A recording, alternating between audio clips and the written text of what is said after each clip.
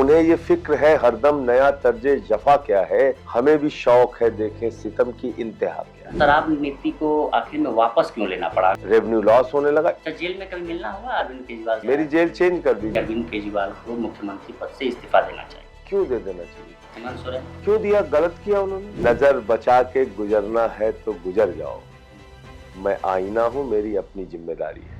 नमस्कार, मेरा नाम उपेंद्र है और मेरे बाएं साइड में जो शख्सियत बैठी हैं ये कोई परिचय की मोहताज नहीं है, फिर भी एक फॉर्मेलिटी के लिए हम आपको बता दें, संजय सिंह जी हैं, आप के राज्यसभा सांसद हैं। सीधे हम मुद्दों पे बात करते हैं। कैसे हैं सर?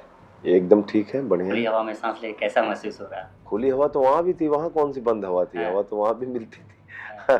हवा रुक जाएगी तो फिर जान रुक जाएगी। तो चूंकि आप अपने मुद्दे पे तो बात नहीं करेंगे, हाँ, लेकिन केजरीवाल साहब और मनीष सिसोदिया के मुद्दे पे बात करेंगे।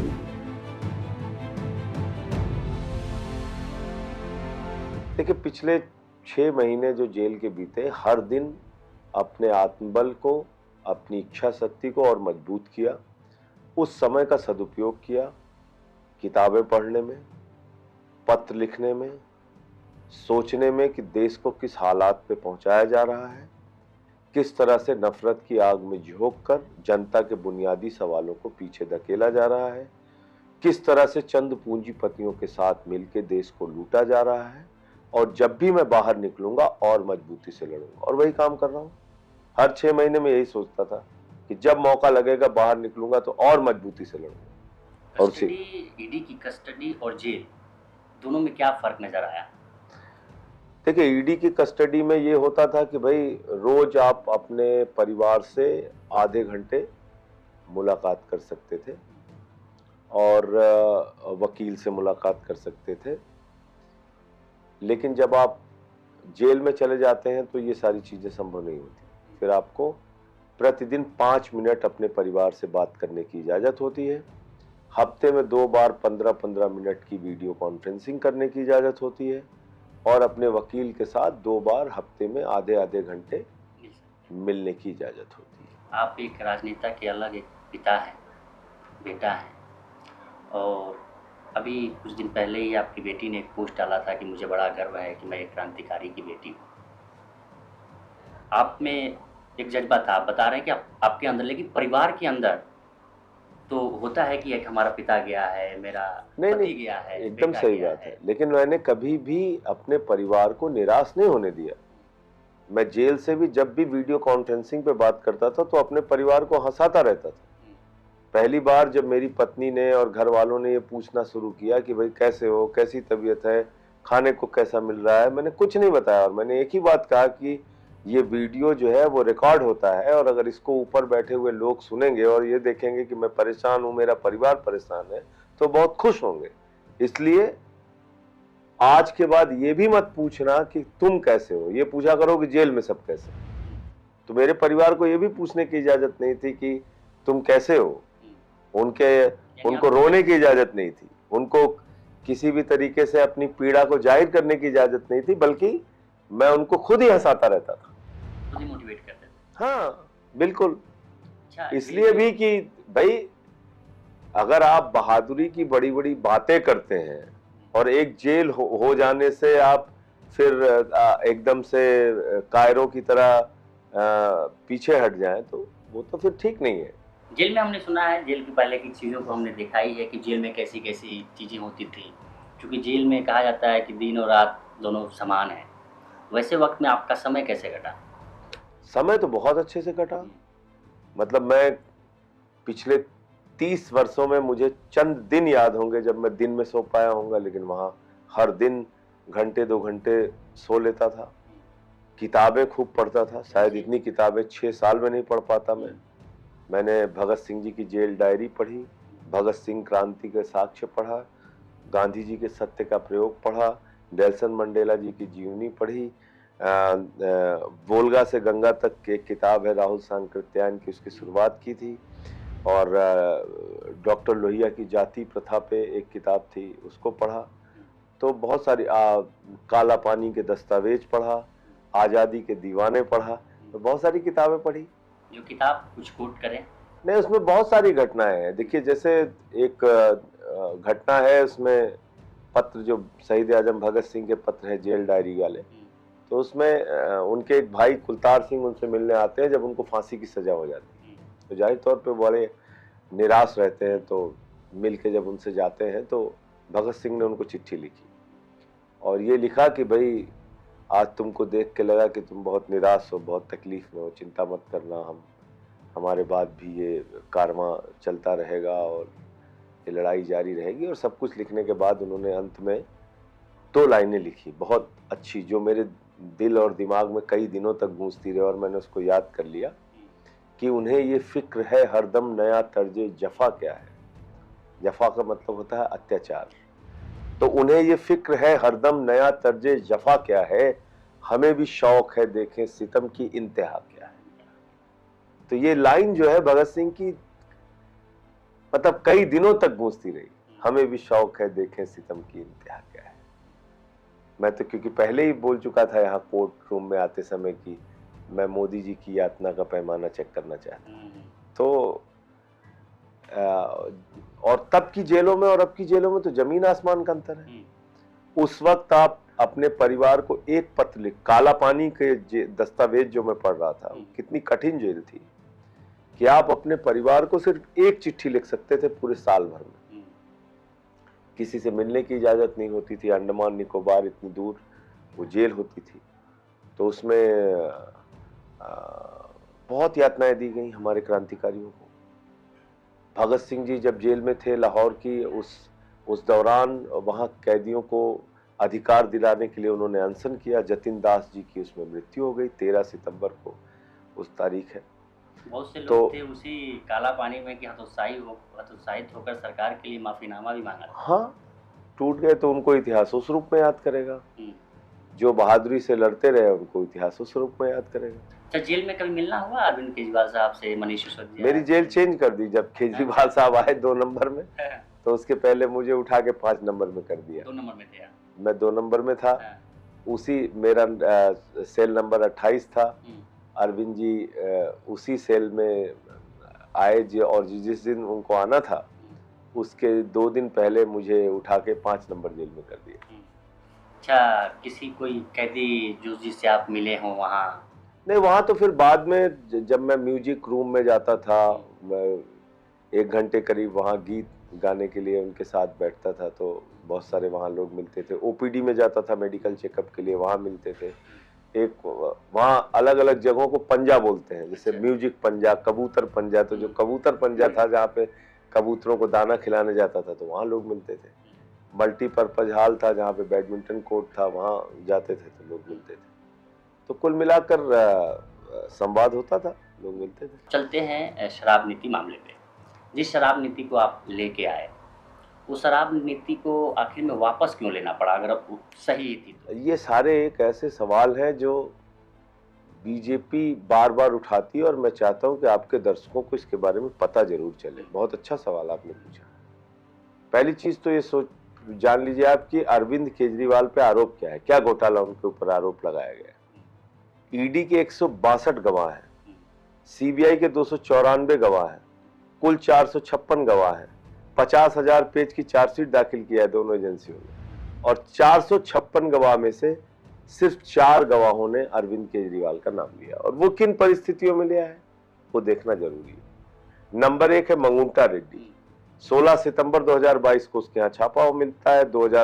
10 फरवरी 2023 को उसके बेटे राघव रेड्डी को गिरफ्तार कर लिया जाता है, और उसके बाद 16 जुलाई को वो अरविंद केजरीवाल के खिलाफ बोलता है। 18 जुलाई को उसको जमानत मिल जाती है। एक पात्र है उसमें तीसरे शरद रेड्डी। 9 नवंबर को उनके यहाँ रेड होती है, 10 नवंबर को गिरफ्तारी होती है, 25 अप्रैल को छूट जाते हैं। इन 6 महीनों में वो 12 स्टेटमेंट देते हैं। 10 में केजरीवाल का नाम नहीं लेते, अंतिम के 2 में केजरीवाल का नाम लेते हैं, वो छूट जाते हैं। बाप बेटे मिला के 10 स्टेटमेंट देते हैं, 8 में केजरीवाल का नाम नहीं लेते, 2 में लेते हैं, छूट जाते हैं। तो ये तो प्रायोजित केस है, तो 10वीं का बच्चा समझ सकता है कि फर्जी केस बनाया गया।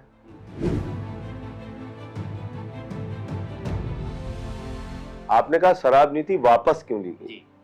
पहली बात तो ये कि शराब नीति जो बनी उसमें पिछले शराब नीति में जितने ठेकों की संख्या थी, नई शराब नीति में भी उतने ही ठेकों की संख्या थी।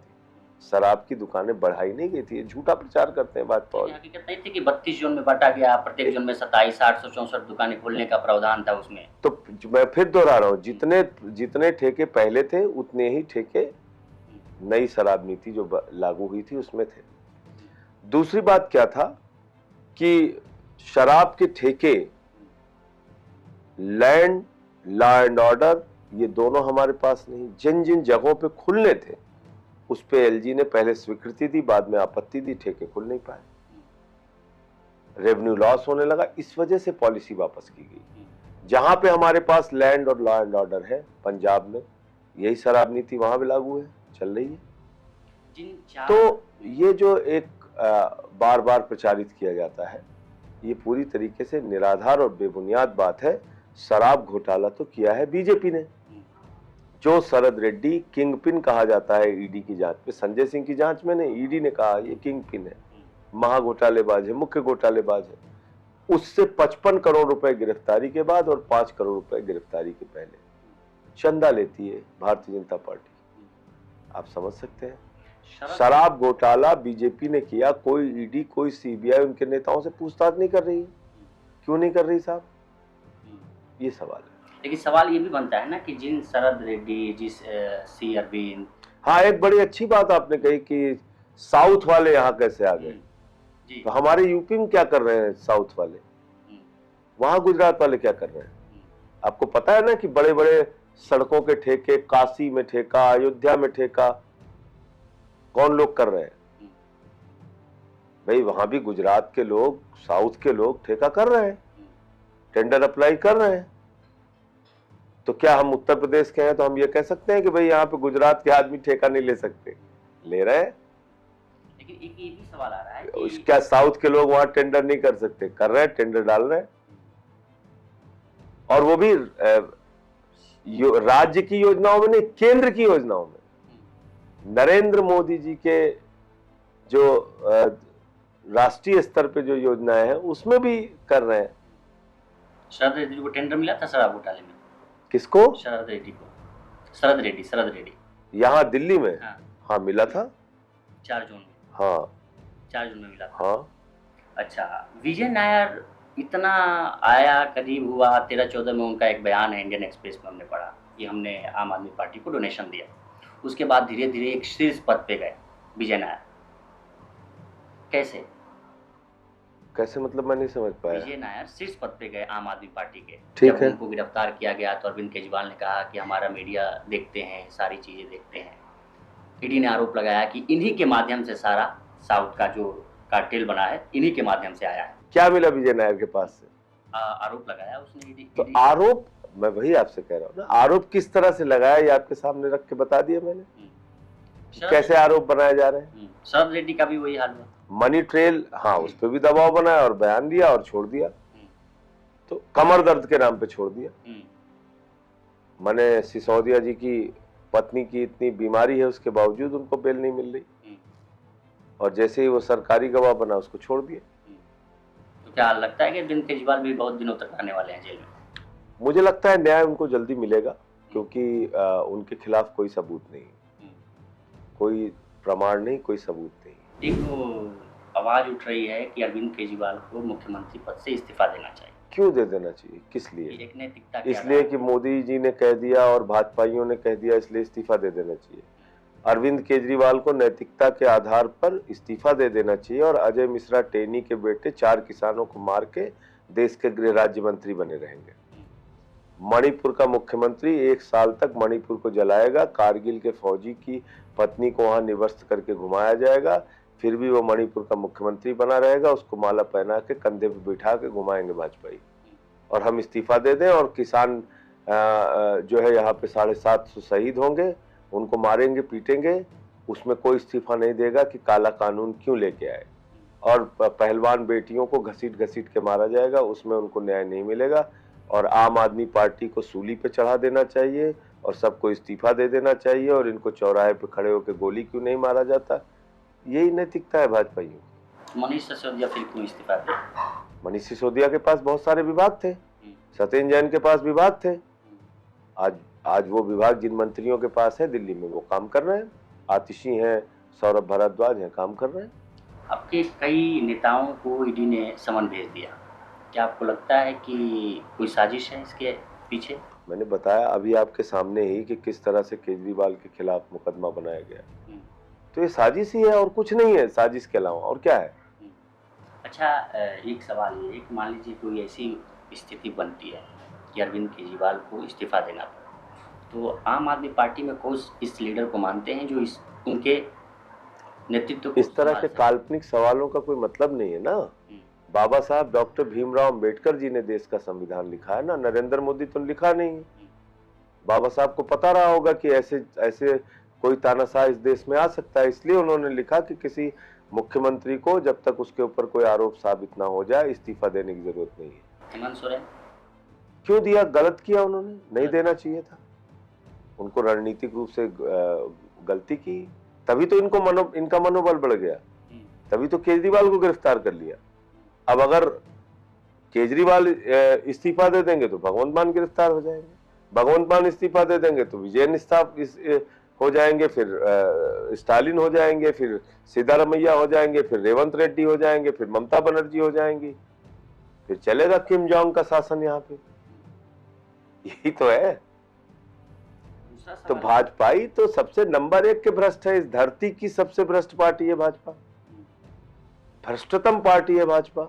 और ये बात मैं पूरी जिम्मेदारी से कह रहा हूं। 15 लाख करोड़ रुपए पूंजीपतियों का माफ किया। नीरव मोदी हो, मेहुल चौकसी हो, विजय माल्या हो, नितिन संदेशरा हो, सबको भगाया। कहां है, क्यों नहीं गिरफ्तारी होती इनकी? ईडी सीबीआई सिर्फ विपक्ष के लिए बनी हुई है। इतना बड़ा इलेक्टोरल बॉन्ड का भ्रष्टाचार भाजपाइयों का खुला, क्यों नहीं कार्रवाई होती इनके खिलाफ? तो इसलिए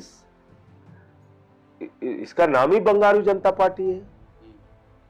तो इसलिए भाजपा को कम से कम भ्रष्टाचार के बारे में बोलने का अधिकार नहीं। लगता है कि जैसे ओसामा बिन लादेन हिंसा पे उपदेश दे रहा है। मोदी जी तो कह रहे हैं कि हम नारा दे रहे हैं भ्रष्टाचारी भगाओ, वो कह रहे हैं भ्रष्टाचारी बचाओ। भ्रष्टाचारियों को गले लगाओ, मोदी जी कह रहे हैं। वो कह रहे हैं अजीत पवार हमारा भाई है, छगन भुजबल हमारा भाई है, हसन मुशर्रफ हमारा भाई है।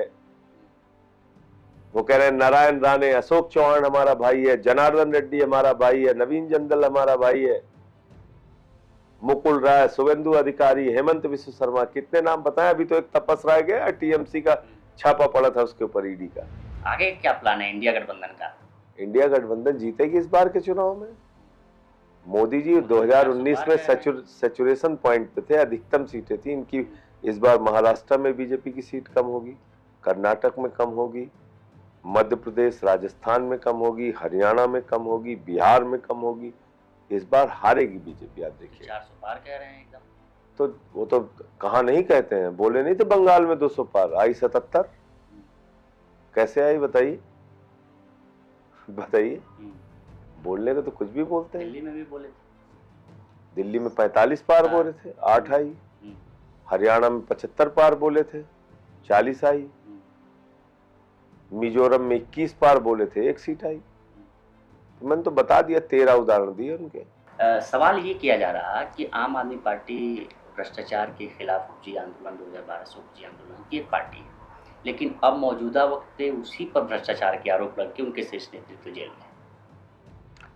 तो आरोप आप लगाकर झूठे मुकदमे बना के सबको जेल में डाल। 2015 में सीबीआई का छापा पड़ा था ना केजरीवाल जी के दफ्तर में, याद है ना आपको? तब भी ये भाजपा चिल्ला चिल्ला के इस्तीफा मांग रहे थे। चलो यही पूछ लो कि 2015 से लेकर 2024 हो गया, 9 साल हो गया, क्या निकला उसमें? भाई आपके पास सत्ता है, शासन है, सीबीआई है, ईडी है, इनकम टैक्स डिपार्टमेंट है, रोज छापे मारते रहिए, रोज आरोप लगाते रहिए, इसका तो कोई अंत नहीं है ना। हम लड़ रहे हैं इनसे। इंडिया गठबंधन की जब रैली हुई रामलीला मैदान में, तो ये कहा गया कि जिस सोनिया गांधी और कांग्रेस को भ्रष्टाचारी बताकर आम आदमी पार्टी खड़ी हुई, आज वही सोनिया गांधी उनके साथ खड़ी। अच्छा, ये नहीं कहा गया कि जिस अजीत पवार पे 70,000 करोड़ का घोटाला मोदी जी ने लगाया उसको गले क्यों लगा लिया? ये नहीं कहा गया कि जिस हेमंत बिस्व शर्मा पे वाटर घोटाले का आरोप लगाया उसको क्यों गले लगा लिया? जिस शुभेंदु अधिकारी और मुकुल राय पे नारदा शारदा स्कैम का आरोप लगाया उसको गले क्यों लगा लिया? ये नहीं बोला किसी ने।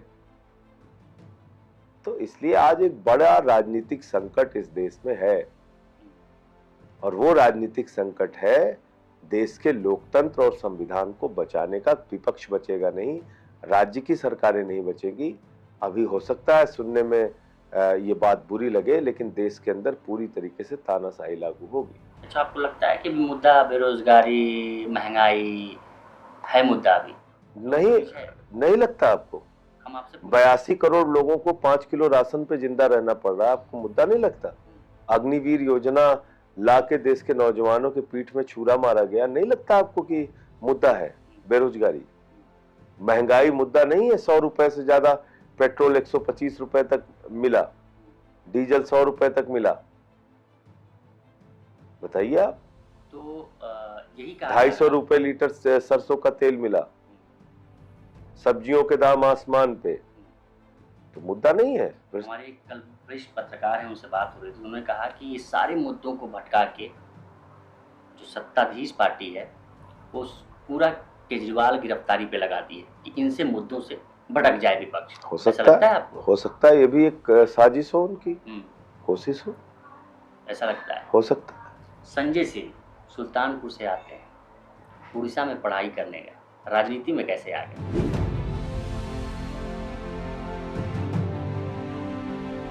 देखिए, एक सहयोग बना, हमारा एक कमिटमेंट था कि भाई देश और समाज के लिए काम करना है। मैंने माइनिंग इंजीनियरिंग में डिप्लोमा किया उड़ीसा से, उसके बाद वापस लौट के आया। मैंने एक संस्था बनाई, उसके माध्यम से लोगों की मदद करता रहता था। फिर ऐसी अरविंद जी के साथ स्वराज आंदोलन में जुड़ा, फिर आरटीआई के 2005-6 में, उसके बाद फिर 11 में भ्रष्टाचार विरोधी आंदोलन शुरू हुआ, फिर ये पार्टी बनी। फिर उसके पहले मैं रघु ठाकुर जी के साथ था, लोकतांत्रिक समाजवादी पार्टी, समाजवादी युजन सभा। हाँ, जेल में गया हूँ। पहली बार जेल कब गए थे आप? मैं गया था, एक गोपीनाथ जायसवाल लड़का था, उसने आत्मदाह कर लिया था, तो मैंने उसके विरोध में डीएम का पुतला फूकने की कॉल दी थी सुल्तानपुर में। और सुधाकर सिंह जी उस समय जिलाधिकारी थे, तो उन्होंने पहली अरेस्ट कराई थी। बहुत बहुत धन्यवाद। नमस्कार।